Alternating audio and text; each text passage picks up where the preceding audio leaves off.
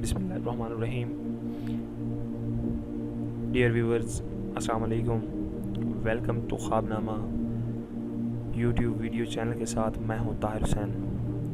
Dear friends, आज मैं जिस ख्वाब के बारे में आपको बताऊंगा वो है पाजेब पहनना। ख्वाब में पाजेब देखने की क्या ताबीर है।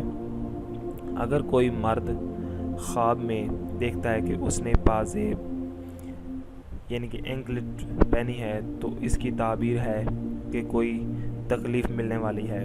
और अगर देखे कि पाजेब पैर से निकाली है या पाजेब गुम हो गई है, इसकी दलील है कि दुख से निजात मिलने वाली है, यानी कि परेशानी से निजात मिलने वाली है। और अगर पाजेब औरत फीमेल देखे तो इसका मतलब है उसे खुशी मिलने वाली है और उसकी दिली मुराद पूरी होने वाली है। एक और ताबीर है कि औरत पाजेब देखे तो उससे मुराद उसका शोहर है। पाजेब चांदी की है तो उसका शोहर भी वैसा है होगा।